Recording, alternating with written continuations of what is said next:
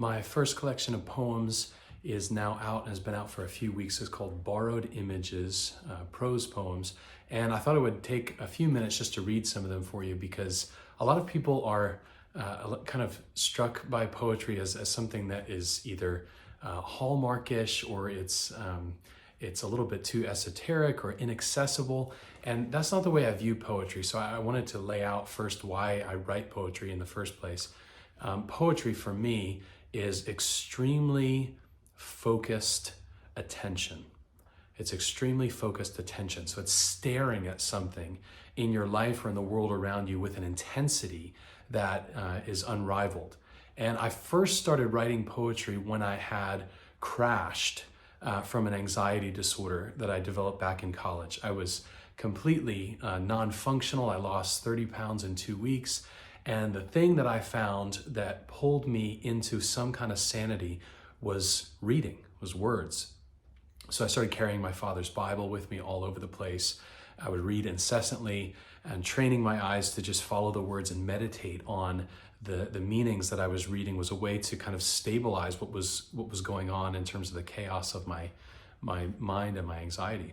And right after I had that real rock bottom low with anxiety, one of the first classes I took was a contemporary poetry class from a teacher whom I love and was just very focused on this poetry, which before I had always read as rhyming, very fixed form and kind of hard to access at times, but very beautiful. I always loved poetry, especially romantic poetry. But this new poetry that I was exposed to was almost focused, intentional, beautiful thoughts that were unpacked in a very thoughtful and expressive way. Very often ordinary things in everyday life that were kind of unpacked for the beauty and the mystery and the depth that was there. So that's when I started writing poems. Especially free-form poems or what I call prose poems in this book. And a lot of the poems in this book are probably close to 20 years old. I wrote them, some of them back in college, some of them I wrote after that and early in my marriage and during kids. And there's just been lots and lots of years where they've sat and marinated and I've edited and re-edited and revised and eventually said, okay, I think these are ready for people to read. And one of my criteria for whether they're ready to read or not is there a clear message of some kind that this poem expresses? Because although poetry is a very artistic form, it's still communication. And so I wanted all of the poems to be able to benefit an average reader, someone who might not even like poetry that much. And so the poems in here touch on grief. They touch on things in the wild world. They touch on my faith. But the point of all of them is to deliver some kind of message, even if it seems mysterious in places, some kind of message that a reader can retain and bring in. So I thought I'd read some of my favorites from the collection. I'll come back in other videos and read some more. But the first one that I want to read is actually the first poem of the collection. And it's actually written or titled with my brother's name. It's called Toby's Poem. And there are probably some reasons why I titled it that way. Some I can express and some I can't. But I wanted you to hear what a poem sounds like because a lot of people who don't read poetry have a hard time figuring out why people get so excited about poetry. And poetry is very, very sensitive to sound.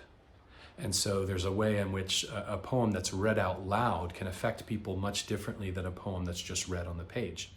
So this is called Toby's Poem. It's one of the many poems in this collection that start to interact with my father's death. He died when I was 18 years old. So Toby, who is the poem's titled after, was only 14 at the time. So this was kind of how we were managing and slogging through that grief. But it's called Toby's Poem. Our father was a sturdy hull with his own standing sail, but the cancer hollowed him and the mast of his splintered mind. On a June night, he drifted in a silent tempest on a silent sea to a silent country. and that turned us all to boats. Daily now we undock in the morning, throwing harbor rope to waiting water. Daily now we stare inward at ourselves, checking for leaks and rusty nails.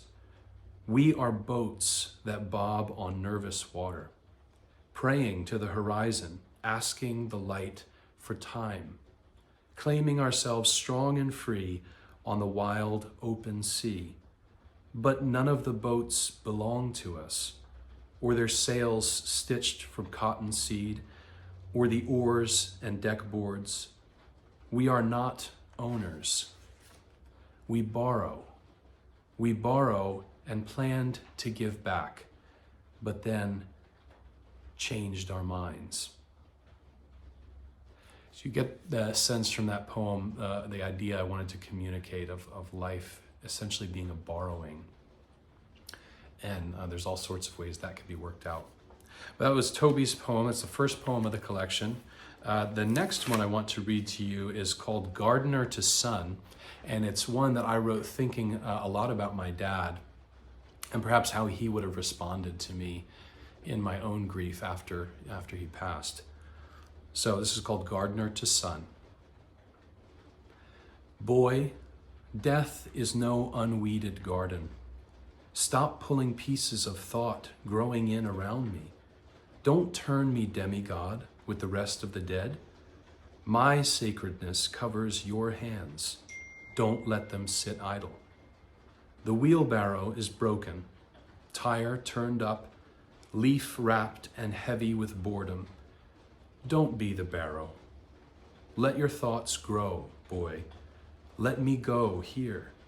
Wash my jeweled dirt from your peeling hands. Let me lay under light a while. You go and garden.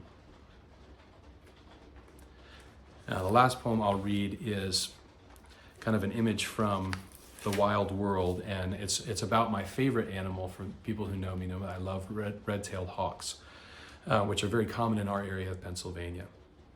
So this was a poem I wrote reflecting on a hawk that I was watching in the sky. A red-tail caught in an updraft writes out his circles for me, steady and slow.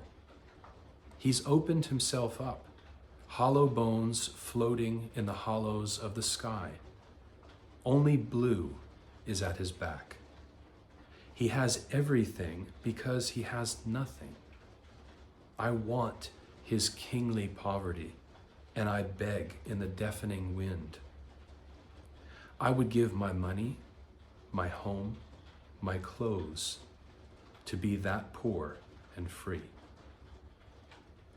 So those are just 3 poems from Borrowed Images. My second collection of poems, which is about to be released, is called Word by Word, Poems Inspired by Scripture. So that is a collection that I'll be reading some poems from as well. But I'll read a few more poems from Borrowed Images in another video. I just wanted to give readers a sense of what poetry meant to me, why I was immersed in it, why I write it, and that kind of deep attentiveness to the mystery and life that goes on all around us. So I hope you like the Borrowed Images collection. Let me know what you think. And another collection is coming your way soon.